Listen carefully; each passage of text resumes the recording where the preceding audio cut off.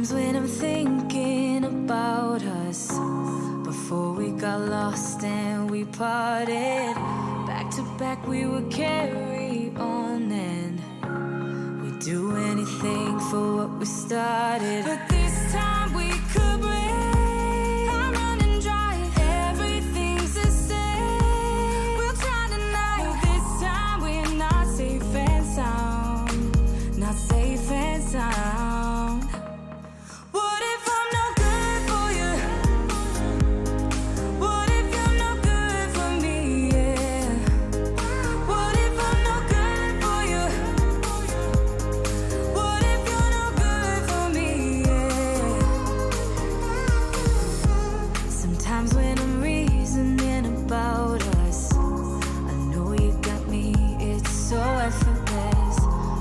Back we would carry on and we'd do anything for what we started. But this time we could break, I'll run and drive, everything's the same. We'll try tonight, this time we're not safe and sound, not safe and sound. What if I'm no good for you? What if you're no good for me? Yeah.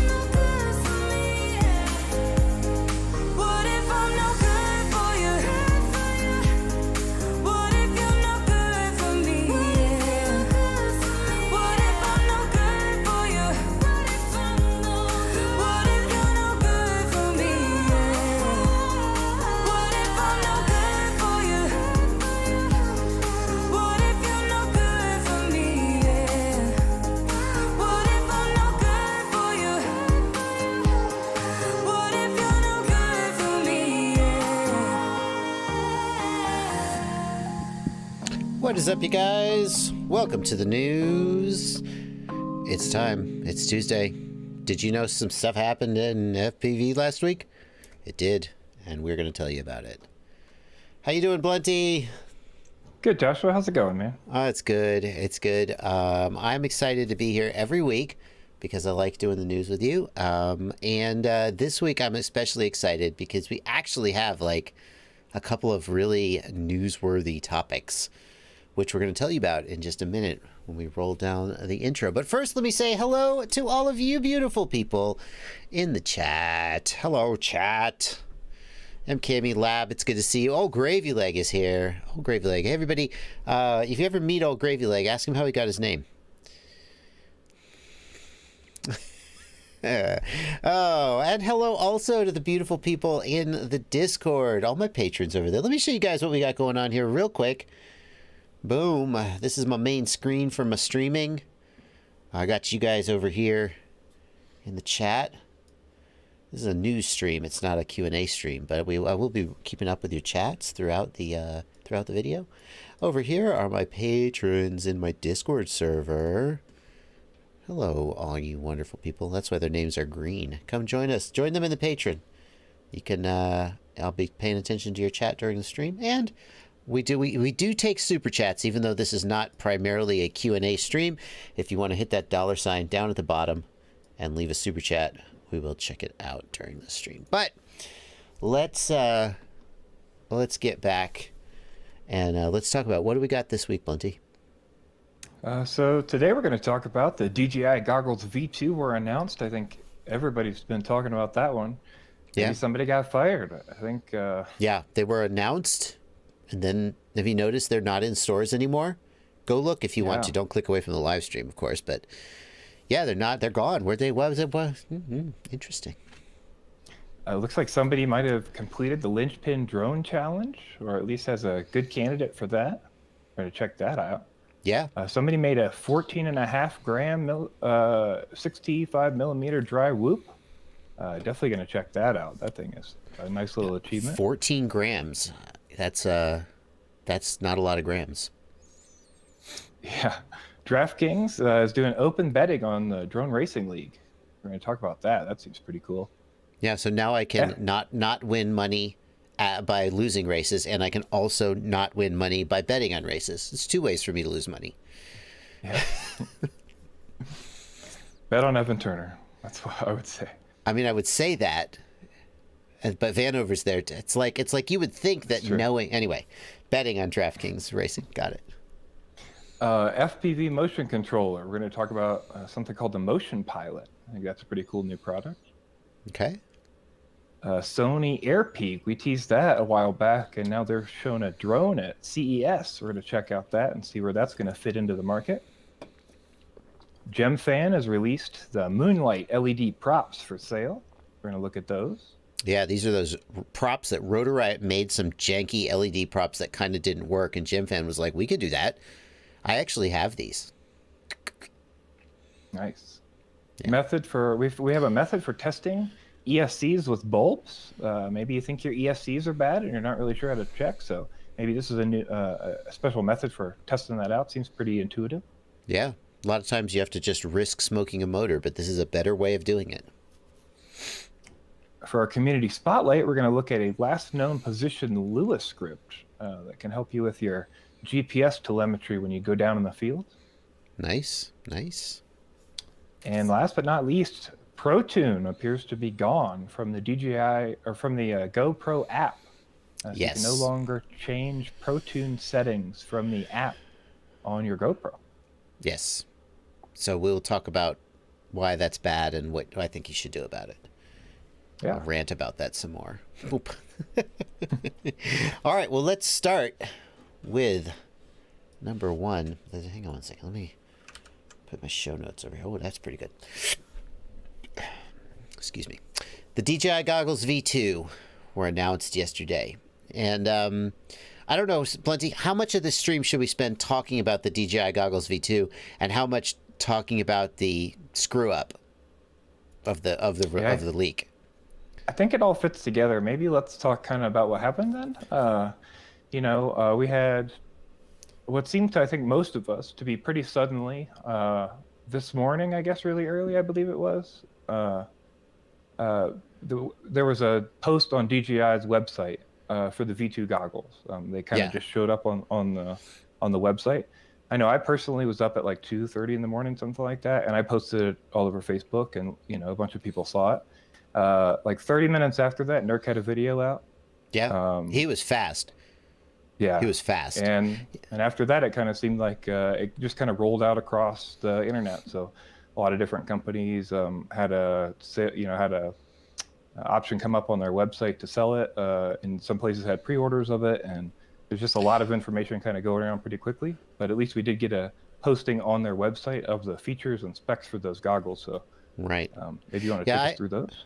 Yeah, absolutely. I emailed my contact at DJI about an unrelated matter, and he answered me to my question. Was like, by the way, we're gonna open up we're gonna put the DJI Goggles V2 on the store tomorrow, and once that happens, you can talk about them.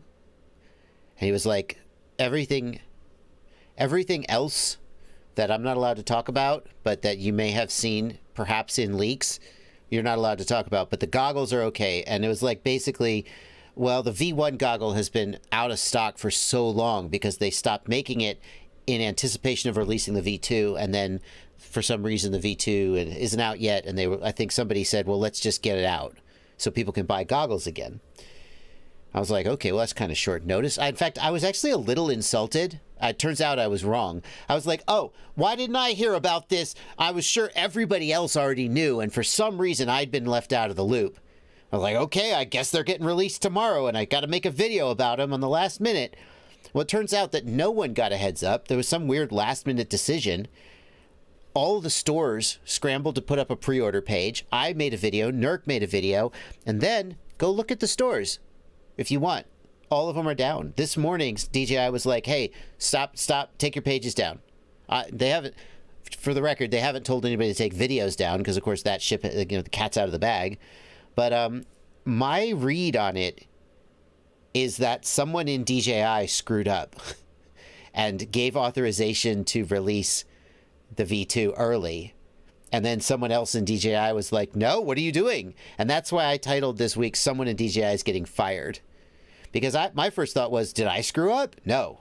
Everybody I know got the message that it was okay to talk about it. And then everybody I know got the message, no, stop talking about it. So what do you think about the specs? I mean, I have a whole video, it's in the show notes, going over the specs and my thoughts, but I always get a new perspective when I talk to you about stuff, Blunty. What do you think about the Goggles V2? I think that it's kind of the marginal upgrade many of us expected if we were paying attention to the specs and stats and what we thought would come. I think one of the most promising things and interesting things is something you talked about, which is that, you kind of got last minute notice that there was USB video out to a phone app. Yep. And that's a pretty big deal. Yeah. I was able to confirm that. That was not in the specs, but I had heard rumors that there was going to be some kind of video out built into the goggles. And so before I released my video, I asked, and they were like, yeah, that's going to be there. People in the chat are saying, so it was clickbait. No, I have not literally confirmed that someone is being fired. When you say, oh, man, somebody, you have bad service at a restaurant and you go, somebody back in the kitchen's getting fired tonight. It's just a saying. I don't literally mean someone's getting fired, but somebody might be getting fired. Yeah, so the V2 goggle, a lot of people are calling it basically like a V11. A lot of people are underwhelmed. Not that impressed. Because, I mean, it really didn't have OLED screens. It didn't have many of the things that people were... The one thing it had that people kind of wanted was the video out, but it's not even HDMI out. It's USB out. I don't know. Yeah, I mean, I think the biggest thing I would say is that if people were expecting a actual new goggle, I would expect it to be like a DJI Goggle Pro or something. Because, if you think about like what it would take to add OLED screens or add an analog receiver inside the goggle or things like that, it's possible that it would take quite a bit more to do that. And then they would have to up the SKU price. And so if that SKU price is going up and up and up and up, then suddenly that's going to fall out for people. And now you don't have a V1 available. And now you're forcing me to buy something more expensive. And right. I think there's kind of a lot of people wanted the OLED, but I think a lot more people would have been disappointed that suddenly now the only option to buy DJI goggles is $100 more or whatever. That's a good point. The fact that they discontinued, this is insightful. The fact that they discontinued the V1 could have been an indicator that the V2 was not going to be a massive change, right? Yeah. They're not going to, I mean, I guess they do that with their drones. With their drones, they'll discontinue the Mavic 1, they'll release the Mavic 2, and it'll be a big step up. But it usually comes in at about the same price point. I don't know, maybe not. I think the DJI Goggle V2 definitely was not first and foremost focused on FPV pilots, and you could definitely tell that by the fact that no new air unit or Vista was ever suggested or announced or leaked. So hopefully now they will start doing the firmware updates again and giving us features that we want. So yeah, I do know that there was a somebody in your Discord actually messaged DJI support like a couple weeks ago, and they were told that the Air unit has a beta firmware in testing to fix the SD card slow error. So I do know that they are working on firmwares, and then 507RC separately confirmed, I think you mentioned in the video, that he separately confirmed that there is a firmware for the goggles, hopefully in production, and that they aren't like dropping goggle firmware either. So I think like you had mentioned, I think there's just a gap where they were, they dropped V1s and they were working on the V2 and they're just trying all their work into that firmware, and people aren't able to work because they work at home and whatever's going on. And hopefully now we'll see that flood of firmware with all the updates we hope for. I hope so. I mean, we know they have the capability to do a lot of things when they devote resources to it. I think that when all of the upcoming products that are in the pipeline come out, it'll be a little more clear as to why they released the goggles the way they did. But suffice to say, their development effort for the last few months has not been focused on the FPV market. But it is good to see that the V2 goggle, I mean, you look in the screen of the V2 goggle and it's just, there it is. It's not like some people were afraid that they were just going to abandon FPV and it's going to be a whole different product that isn't compatible. It's with the old air units. It's backwards compatible completely. All the functionality is there. They haven't left us behind. So, yeah, it's going to be interesting. So if you want to know more about that, what's going on with the V2 goggle, check out the link in the video description, which is to my review and, well, not a review, my questions answered. Yeah. All right. Is that we good? We good on that one, Blunty? I think that summarizes it. If anybody wants any more info or they need to know all the specs and stuff, just go check out your video. Okay. You definitely cover everything there. So. Yeah. All right. Well, the next one, I am so excited about the next one. And we were going to do this one last week, but we held it off because I just felt like All right, I'm back. last week, well, I don't know why we held it off. I think last week was pretty full. You know the Lynchpin drone contest? Of course you do. Of course. And a lot of people said that what it wanted was impossible, unreasonable, would take hours and days and weeks and months and years to do. No one could do it. Someone did it, and he did it in just about a day. Just about a day. Yeah, and not only that, but patched it into quadcopter so others could. Yeah, do it. Yeah. I mean, the reason he could do it in a day was, I don't know if he literally did it in a day. I heard from James, who is working on the contest, that he applied to be an entrant in the contest, and by the time James got back to him a day later, he had already built the drone. I don't know if he had written the code. But I mean, the reason he was able to bang it out, and by the way, here's the drone flying, but it's not doing any rotating stuff. Let's see if we can go to the end of the video where, there you go. This is the cool stuff. The reason he was able to bang it out so quickly was because he's already an RGPilot dev, as far as I know. So he already had the skills to just go, oh yeah, okay, I see how you could do this. And I cannot believe how well this works. I can't believe it. It's really stable. Like, I'm really impressed. Yeah, it works very well. I mean, there's a little bit of tuning to be done, but I mean, it is really impressive. This is basically exactly what I remember from all the specs and requirements. You know, this seems to have achieved exactly what was requested. So. Yeah. And I thought it would have required 12 props, counter-rotating props. He's doing it with 6 props with 3D, reversing, which I talked to smart people who turned out to be wrong, so I won't name them. I talked to smart people, and they were like, nah, the mixer on that just can't work. Mixer on that's going to be ridiculous. It's going to be so I don't know, but there it is. Old Gravy Leg says, this is great, but why? Where do you put the camera? I mean, why? I don't know. But it's so freaking... Let's look at it. Look what it's doing. It's like flying and it's rotating. It doesn't care. It's the honey badger of multi-rotors. Doesn't give a... Which way's up? I don't care. I don't know, man, but... I'm so impressed with this, and I'm so impressed with what this guy's done. So kudos to him. I should say, I am not a judge of the contest. I helped announce the contest, but I am not the one to declare the winner. It sure looks to me like this could be a winner, but obviously the final word goes to Terry and the guys running the contest. So insane. It definitely doesn't, when you watch it fly around, it doesn't look normal. No. Like, it just looks like it goes where it wants to go, At the same time, it almost looks like it's a computer simulation. So on some level, what it's doing is so surreal that it's kind of like, oh yeah, there it goes, it's doing it. But when you actually think about what it's doing, you're like, oh, this is ridiculous. Yeah, it's really wild. I am super impressed. Me too. Kudos to this. What's the guy's name? It's on his YouTube channel, right?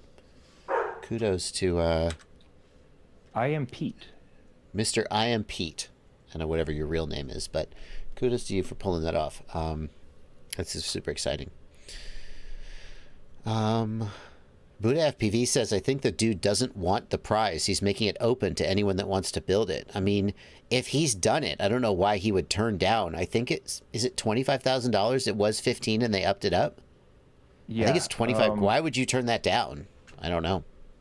Yeah, I think that people are thinking because he open sourced it, anybody could turn in the prize or whatever. But I would say, he's obviously the one who pushed the patch and who did the work and who has the evidence. So I'm sure he would be able to claim it if it does satisfy the judges. So. Yeah, well, remember that Terry's goal with this is not just to find one solution, but to find a person who can continue to work with him and develop this further. This is not his end game. This is just, next step. So even if someone else was to copy this code, which someone could totally do, if they were, the fact that this guy did it first certainly seems like it would give him an edge in the contest. Dr. James Denton says in chat, that would be great if the controller code would be released. So he did release this as a 6DOF, the 6 Degrees of Freedom update in Arducopter. So that is actually a pull request in Arducopter currently. Yeah. I assumed that the result would be part of an open source firmware. In fact, one of the things I contributed as we were talking about the contest was to explicitly write that open source was okay. And I mean, I knew that the FPV community would not be okay with it being a proprietary solution. So yeah, super exciting. Looking forward to finding out. I think the closing date for the contest is at the end of January, if my memory's correct. So no one else has, as far as I know, even come close.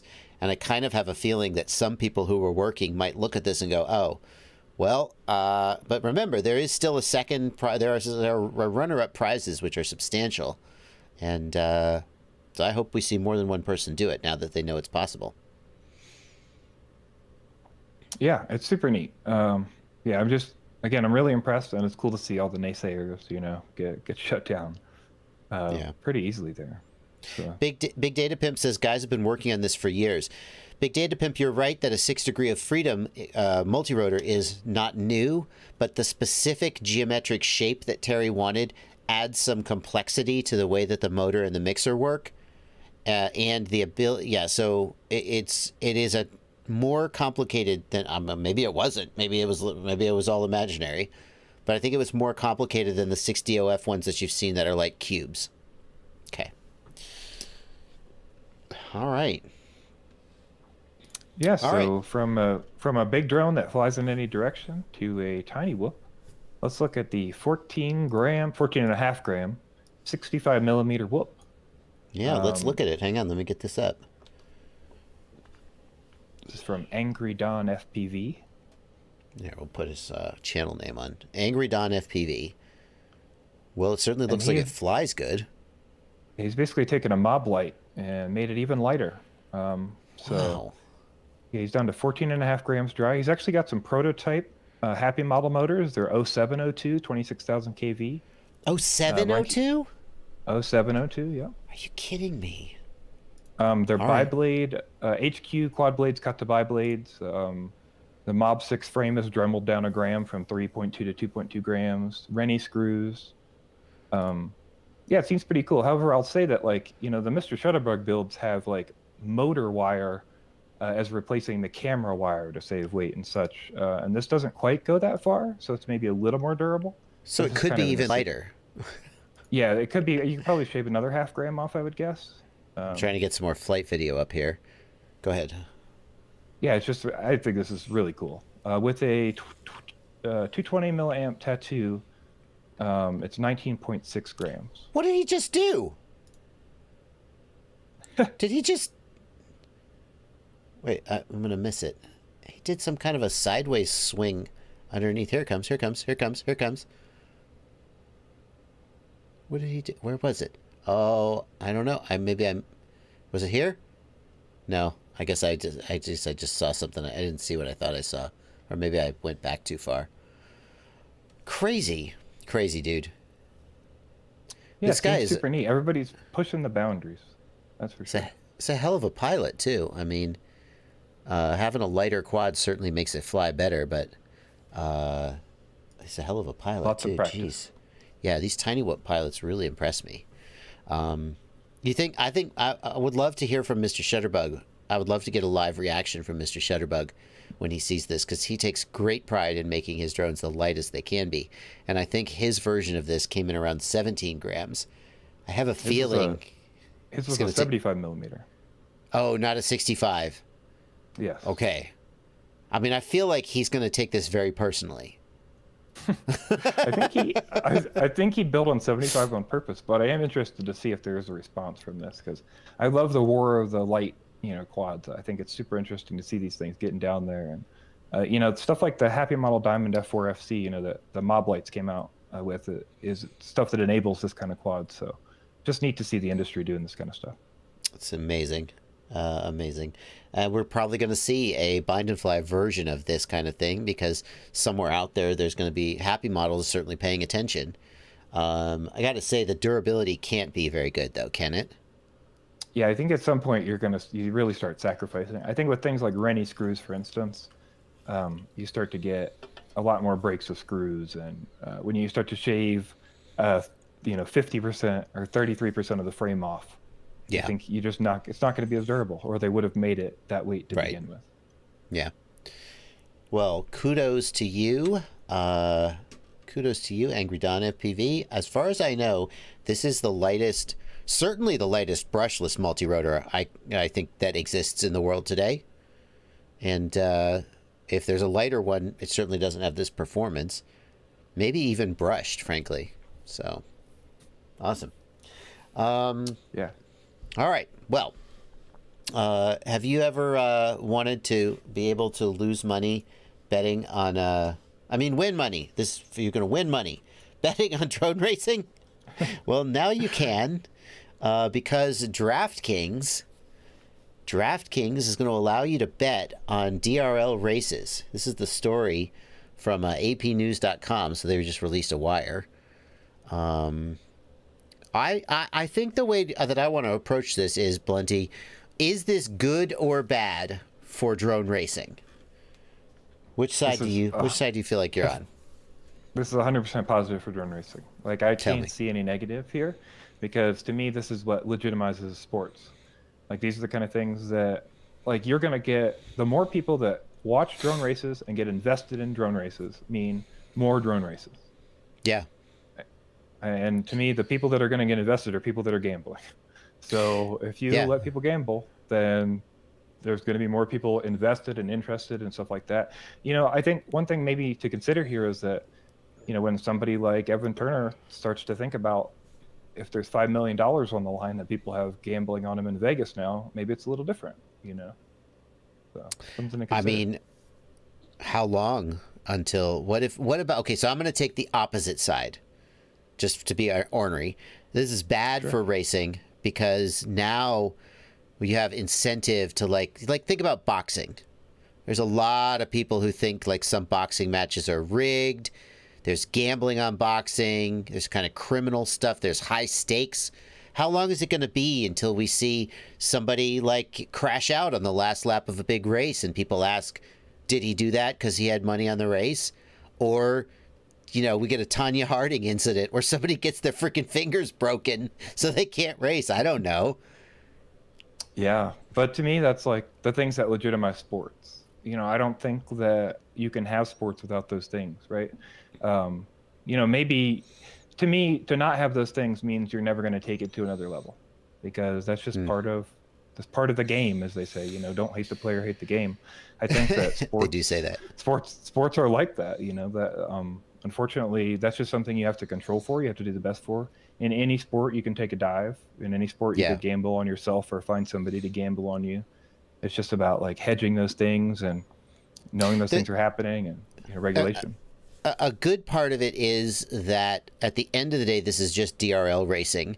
And the DRL pilots, it's like, it feels to me, remember that old show, American Gladiators?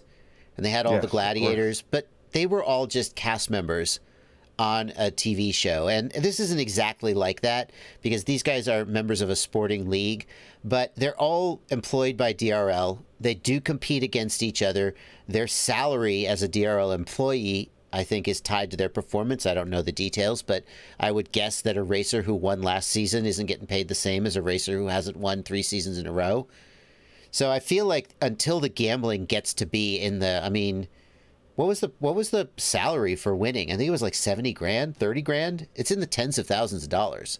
I think it's like 60 or 70 grand, I think. So The betting would have to be up there before it was worth it. Never mind the fact. Now, here's the real question. Think about what you know about pilots like Vanover. Would they throw a race for any amount of money?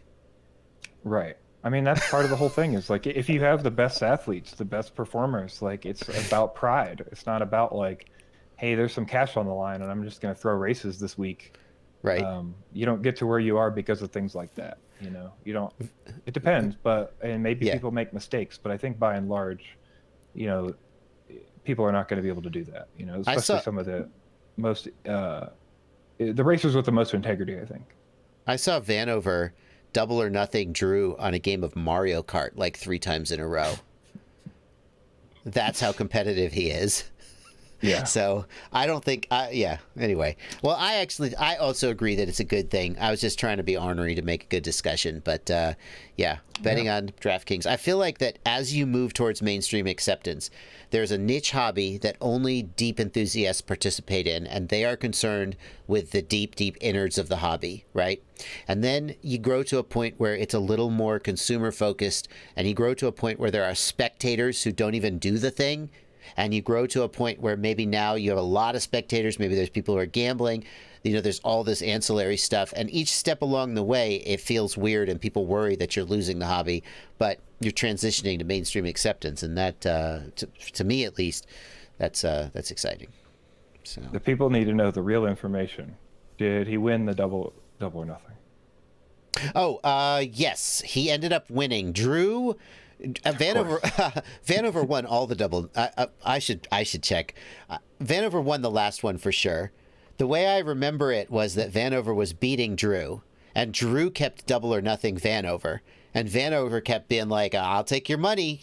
So I think Vanover actually beat him 3 times in a row. But if I'm wrong about that, I'm literally going to get a call from him if he hears that I got that wrong, because Drew was beating him the last race of 3 double or nothings. He was winning, but they're both pretty good at Mario Kart. Like, there was no room for any mistakes, and Drew made like 1 mistake in a turn, and Vanover passed him and won. He was about to double or nothing his way back to victory, and I think he lost like $300. Damn, that's racing So, though. Yeah, they were. Draftkings, Sir Brapalot. There's a link to the AP story in the show notes in the video description. So there should be a link right there. All right. What do we got next, Blunty? So I brought this. It's called the MotionPilot. It is a custom controller for FPV. And it's a motion controller. So it seems interesting to me. I don't know if this is going to work at all. If this is going to be anything worth using, but I do think it's pretty cool that somebody's going out on a limb here and making it happen. So yeah, let's check out this video on their website. I'm not going to play the sound because I don't want to. All right. Okay, now we got some drone footage. This doesn't really tell us anything. None of this was actually shot using the motion controller. This is all just third-party footage. I cannot imagine it was. Okay, this is just a drone montage. This has nothing to do. Where's the motion controller, you son of a... You're not going to show me the damn... Oh, it's 5 minutes long. I'm sorry. We're going to get something. Yeah, so basically, while this is going, this is pitch, roll, and yaw. All in your hand. You just move the direction that you want the drone to move. And it moves in that direction. It has a toggle on the top for arm and flight mode, and that is about it. I mean, it has to be stabilized. If it's pitch, roll, and yaw, can it be acro mode? Can you really fly it that way in acro mode? I don't know. How do you control the throttle? That is not made clear, but I guess there has to be a trigger there, right? I guess. I don't know, man. They're flying racing drones. Yeah, there is a trigger, so throttle has to be on the trigger. It seems like, I don't know. Here's my thought about this. You guys can watch the video linked in the show notes if you want to check it out. My thought about this is, like, motion control sounds like a great idea until you actually try and use motion control for something requiring precision. And then, like, if you've ever played VR and you're just like, it just... it feels like it's going to have so much lack of precision that it wouldn't be good for anything except like really slow flying auto stabilized quads. I think it'll depend on the quality of the motion control. You know, I think like the original Wii had not great motion control, but when they added like the Wii Motion Plus, I was pretty impressed at the resolution. And like I have a Oculus Rift S, and you know, playing like something like Half-Life Alyx, it's definitely enough to be immersive for me. So I'm interested to see if they can make this into something that's like worthwhile to use. I think my biggest issue with this is actually that they are trying to package this into their own system. So they're actually selling you a receiver, S-bus receiver, and they're on their own protocol. They're calling the Carbon protocol on 2.4 gigahertz. So they're making a receiver protocol, an RF protocol, not just a controller. Yes. Yeah, wow. And I think that might be a mistake. We'll find out like how that works out for them. How are you going to be better than Crossfire? I guess maybe you will be, but Crossfire, Ghost, Express, even Express LRS, for gosh sakes. How do you do a flip with motion controls, Cyberdrone FPV? Well, I imagine that it would be roll, pitch, and yaw. And if you wanted to do a flip, you would just tilt your hand forward like that, and it would roll forward. Yeah, right? You're just inputting the degrees per second. So holding forward at 20 degrees is going to input 200 degrees per second of pitch X. It's just like, think about though, like, how could you isolate? I don't know. Feels like it would be really hard to isolate. Maybe it would be really natural, but I would love to try it. I think for an acro drone, it's not going to work well. I think for a stabilized drone, like GPS, maybe angle mode, it might work okay. So that's my take. Yeah. My hot take. Hot take. Hello, Dominic Clifton. Thanks for coming into the chat. And yeah, kind of cool. Somebody said in the chat, I didn't catch who it was, that on Reddit they said it was usable in acro mode. I think it probably is usable. I just think it's probably difficult. Right, Buddha FPV, your wrist has different ranges of motion. I can't go like this as much as I can go like this, right? And guy can go like this easily. Well, actually, I could go like this easily, but I can't easily go like that. So it feels like it's going to be kind of a whole arm thing. And then how do you find center? Exactly right, Alex Hawthorne. How do you find the center? How do you center up? Yeah, center is always center, I would think. But yeah, I see what you mean. How You'd though? always Like be kind of inputting a little bit of yaw or a little bit of roll. Yeah. Yeah. I don't know. I'd try it. I always hate everything new. I hate everything. We'll see. It could be cool. Innovation. I'm okay with it. Innovation. I hate it until it's past being innovative, and now it's just normal. And then I'm like, oh, okay, this was a pretty good idea. All right. So Sony. Yeah. Sony's getting in the drone game. We talked about AirPeak before. It was just a website with not much information and a rotating motor. And now we have a reveal at CES of their system. It looks like they're competing with DJI on the professional level, on the enterprise level. They've released the AirPeak drone, which looks like it's going to compete with the Matrice series. Here we go. There you go. And so this is actually meant to carry the full frame cameras on the bottom and do like full cinematic stuff. So yeah, also competing with free-fly systems, I would think. Yeah. This is, of course, very significant in as much as there's some political impetus in the U.S. now to limit the use of Chinese products.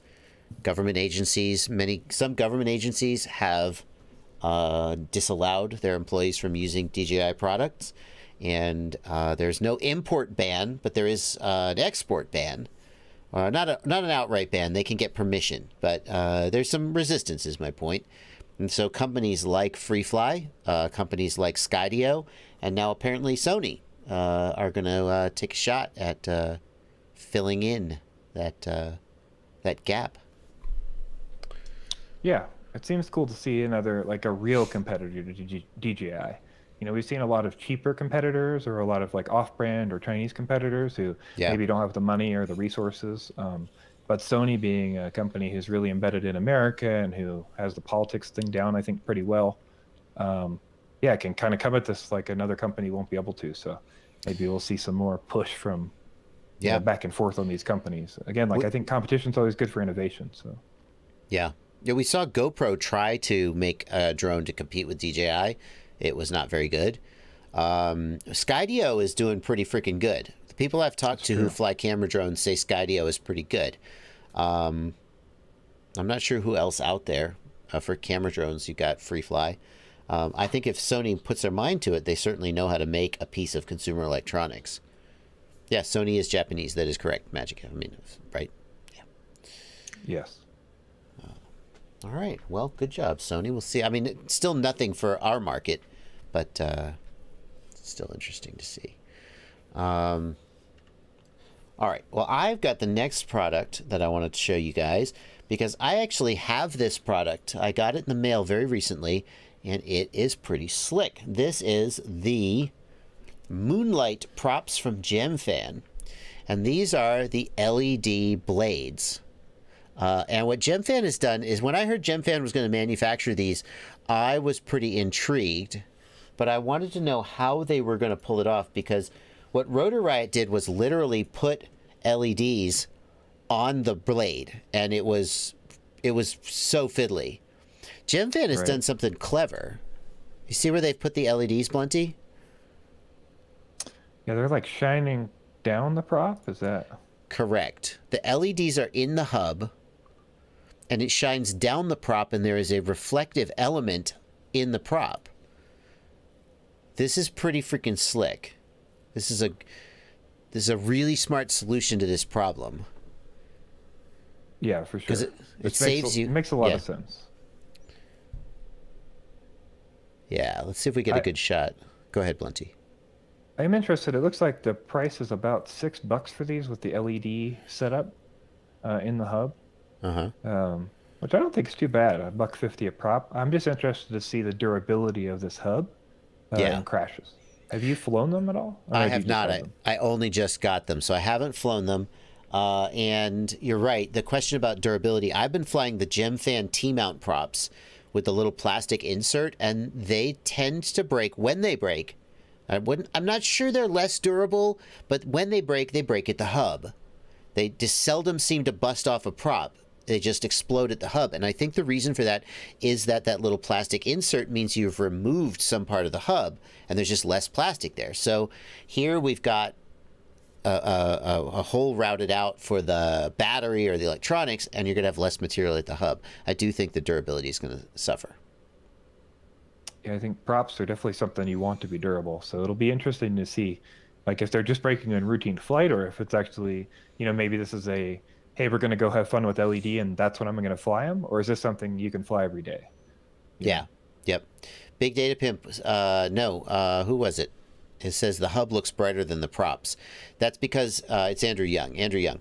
That's because the light is actually in the hub, and it shines out toward the props, and it reflects off those etched elements to make them light up. But what that lets them do is they can mold the prop the exact same way. They don't need to mold anything into the prop with the associated balance problems and so forth. It's a really clever solution. I do think it's going to be like not an everyday thing, but it is pretty freaking cool for night flying. Is there an on-off, or is it just pull the batteries out? Do you know? I don't know the answer to that. I haven't looked closely yet. I don't think it has a switch. I think it's just pull the battery, but I'm not 100% sure.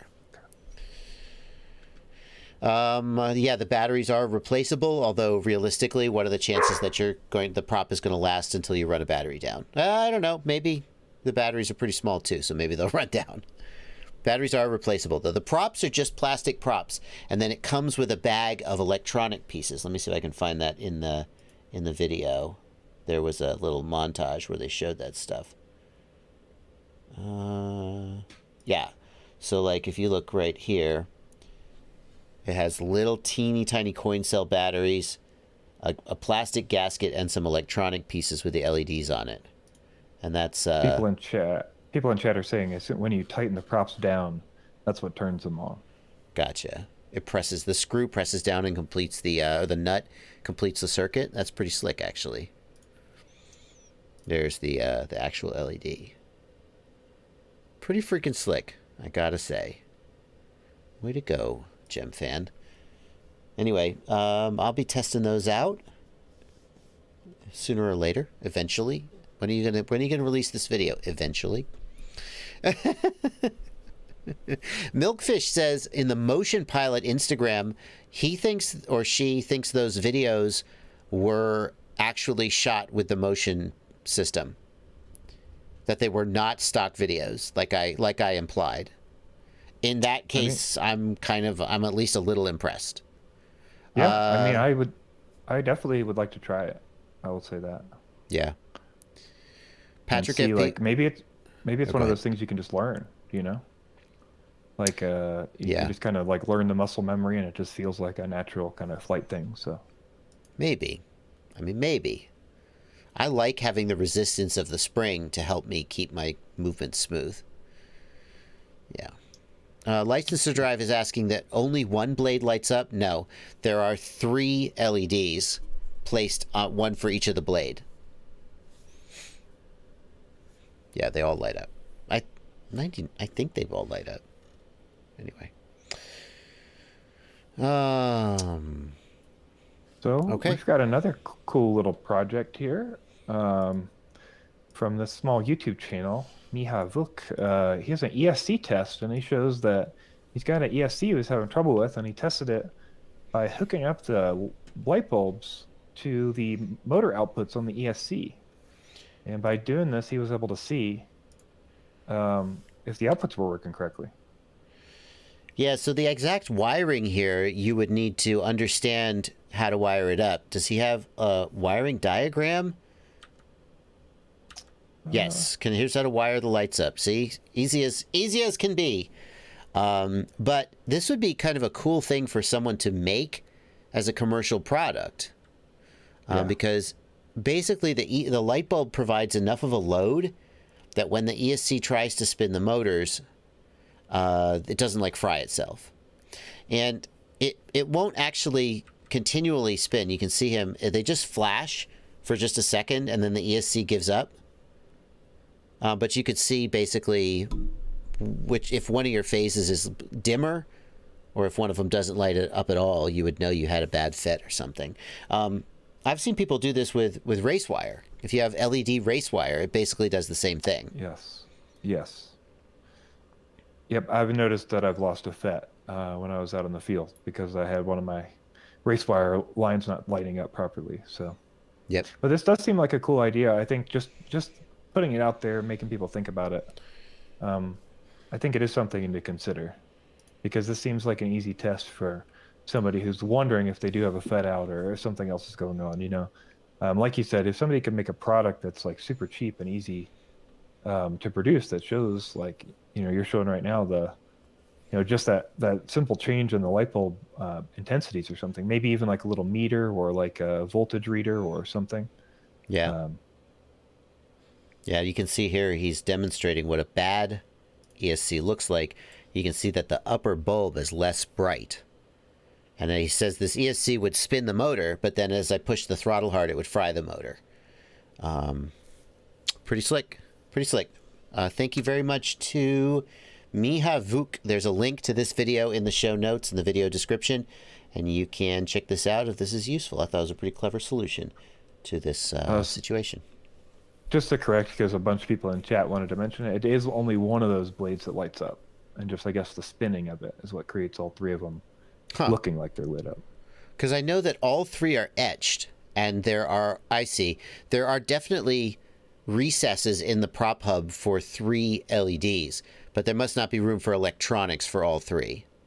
But you could, I mean, if you have one and it's spinning, it's going to be fine. Yep. All right, good. Thank you for that. Like I said, I haven't flown them yet. Cool. Let's see. What's next, Blunty? We've got the community spotlight. So today we're going to look at a project called the last known position Lua Script, or OpenTX GPS Lua telemetry screens, which is just a fancy way to say the last known home position that you can see on the Lua. So this kind of gives you a nice little layout to show you the position of your quad when it goes down. Yeah, so this solves a problem, especially that people have with DJI and even with analog, where when you crash with GPS, you may lose your OSD coordinates and not know your last GPS coordinates. If you have DVR, then it can show those coordinates, but DJI doesn't record the GPS stuff in the DVR. So basically, this will just show on your radio your last known GPS coordinates, as well as some other information about the GPS satellites and so forth. And if you crash your freaking quad or plane, then you've got the coordinates right here. That's pretty slick. I think it's especially useful for radios like the Jumper, the Horus, the Radio Master, which have the big color screen, because you can have a Lua Script running on the left and you can have something else on the right. Whereas if you look at something like the QX7, right, there's just not as much room to show that stuff. But whatever you've got, if you fly with GPS, this could be super useful. Somatic, I don't know if it would work on a Tango 2. That's a very good question. I don't know if it would work on the Tango 2. One of the biggest things that keeps Lua Scripts from working on different radios is that you have to rearrange the Lua Script for the screen size. And the Tango 2 has a very small screen. People are joining the chat late and asking who's getting fired at DJI. You have to go back and just watch the beginning of the stream. We already talked about that, sorry. Anyway. But I don't want you to feel ripped off for clicking on the link, so just go back and watch the beginning. Anyway, GPS Lua Script. There's a link in the video description. Yeah. And for our last and final story, I think this is big for a lot of people, is... I'm getting ready. The new GoPro app has removed Protune from the app. Now you must plug in the screen to change your Protune settings or use one of their options. Their options are a camera preset, a GoPro Smart Remote, which sounds like a lot like a DJI solution, or a QR code with GoPro Labs. Okay. So here's why that's stupid. GoPro? Because I left, and I want everyone who feels the way I do to do this, go to the App Store and leave the GoPro app a 1-star review and complain about this. Okay? And I did that, and they came back and they said, well, we have some solutions for you. Use a preset? No. Because presets, I don't know what ISO and white balance I'm going to want until I get to the shoot location, and I need to be able to adjust these things in real time. So no, preset won't work. The remote? Okay, well, the remote, how much is the smart remote? Do you know? I don't, but it's like, it's not cheap. It's another freaking thing you have to buy for no reason. That's the way I look at it. Yes, correct. It is $80. Yeah. And you don't get to see the image change on the screen. Let's say you've got your camera mounted in, let's say your camera is in a 3D printed camera holder on your quad. It's jammed in there and you were like, get in there. Ah! Now it's in there and you're ready to fly and you want to check that your image is working and your white balance and stuff. Nope. Because you can't see the screen if you're using the smart remote. And a QR code, same deal. I can't use a QR code to raise my ISO 1 notch. So.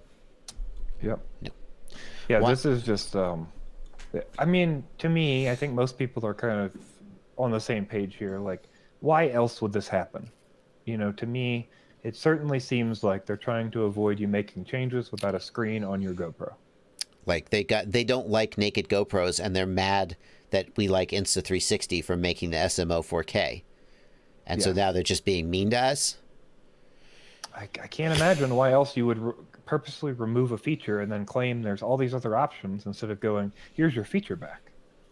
I mean, the only counter argument I have to that is that I feel like we're such a small audience that they don't even notice us. But yeah. What about I would say that, except the fact that they posted a post that says, hey, we know you opened the app and wanted to make changes, so instead, here's ways to make changes. Like, there's no reason to remove functionality from an app if any user is ever using it, unless it's like cluttering or, you know, yeah, to me, I just can't see the benefit to anyone on a user standpoint to this. Yeah. Session 5, if you have a Hero 5 session and you want to use Protune, you're out of luck. Somebody's saying, what about get an old APK? Yes, you can do that. So for the time being, especially if you're on Android, or maybe if you have a jailbroken app iPhone, I don't know, I don't use iOS. But if on Android, you can download an old version of the APK, you can sideload it, and then you can just not update the app, and it'll work, and you can keep it until they release the GoPro 10, and then it won't be supported in your app. So there's an alternative. I'm so mad about this. I couldn't believe this when it first happened. All of my sessions are now useless, except for this. So there's an app called BLE Remote. And I've already used this app. So what this app does is connect to the GoPro over Bluetooth. GoPro has both Bluetooth and Wi-Fi. It uses Bluetooth for the control, and it uses Wi-Fi for the image preview. And it will connect to the GoPro over Bluetooth without connecting to Wi-Fi. So if you ever have problems connecting to your GoPro, like your phone's Wi-Fi is messed up, this app can change the settings even without connecting to the Wi-Fi, and it still has all those settings. Although you still don't get the live feedback, which is especially important if you have a session. But it's better than nothing. It's $10 on the App Store, and I've been complaining that this guy should add an image preview so that we can have it both ways, but maybe he'll do that. Shame on you, GoPro. Shame on you, GoPro. Shame. Yeah. All right. Wait a second. Arak Nafian in chat says, using the GoPro Labs QR code system, you can specify only an ISO change. The configurator generates a QR code based upon the chosen settings. Let's be careful about that. Can you say, raise the ISO by 1 click, but leave everything else the same? Right, I think. Yeah, you're probably setting like another ISO, but you're specifying what the ISO is in the code. So you would need a code for each ISO, I would assume, at your same setting. Or is it like the RunCam, where all of the camera's settings are contained in the QR code? So you would literally need a QR code for every combination of ISO, white balance, etc. Can you change only the ISO while leaving everything else the same? That still doesn't solve the problem of live play. Well, I guess it does, because you still have Wi-Fi image preview. So you could have a Wi-Fi image preview and a QR code to say change the ISO, which I still don't like, but it could work. Just unnecessary. It's just unnecessary. I'm waiting to see in the chat if people... Kyle K says, how many ISOs are there? Kyle K, the problem is if they don't let you change just the ISO and not anything else, then you need to have a QR code for every combination of ISO, shutter speed, white balance, etc., which is probably thousands of different individual codes. Yeah. Regardless, it's a bad decision. QR code only works on Hero 8 or newer with the GoPro Labs. Yeah, that's true as well. Frank Nicholas says the QR code is generated dynamically in the app. Pick the settings and get the QR code for all your settings. Oh, okay. Does it read the settings from the camera, then let you make a change, then you show the QR code? That's okay. Tyler Bird, Wi-Fi preview does work. Wi-Fi preview still works. You have a leave alone option for each setting. Okay. If you're using a Hero 8 or newer with the GoPro Labs firmware, then it sounds like the QR code solution is acceptable. I still am annoyed, but because they've made sessions basically useless, and I have some Hero 7s. Yeah, why? But okay. This isn't the worst. This isn't as absolutely bad as I thought it was. Yeah, but it's like you're saying, here's your cake, but we're going to make you eat it in a specific way.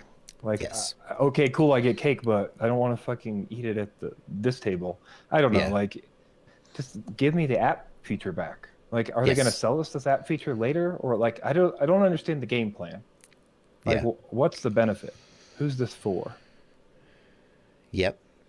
Iraq says each setting has a drop down, and not set is one of the options. You can change single settings. It's generated real time on their app. Okay. That sounds like it would work, but I'm still annoyed. As Tyler Bird says, my jimmies are still rustled. Anyway, so go check out GoPro BLE Remote if you want direct control of these settings on all of your cameras. It still doesn't solve the problem of live playback.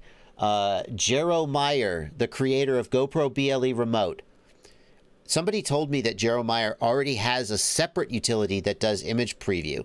So it sounds like he already has the code to do it. Jero Meyer put live image preview in GoPro BLE Remote, and I will never look at the GoPro app again. Okay. And I will, your $10 will be well spent. I've already bought it, but, before we finish up today, Blunty, let's get a couple. There's like literally two super chats. Drones Unlimited, thanks for a $20 super chat. We appreciate your hard work, JB. And Joe C.J. Rod, thank you for a $5 super chat. Can you change OSD elements with a radio switch mid-flight? Yes, you can. You need an in-flight adjustment tied to the OSD profile. You have 3 OSD profiles in the OSD tab, and you'll set up an in-flight adjustment tied to that aux mode. Email me if you want more direct instructions about how to do that. But, all right. Hey, Blunty, we did it. Is that it? Is that another week's gone by? Another news down. Another news down. And I'm sure next week there'll be more news. But for now, that's going to do it. Thank you guys so much for coming out.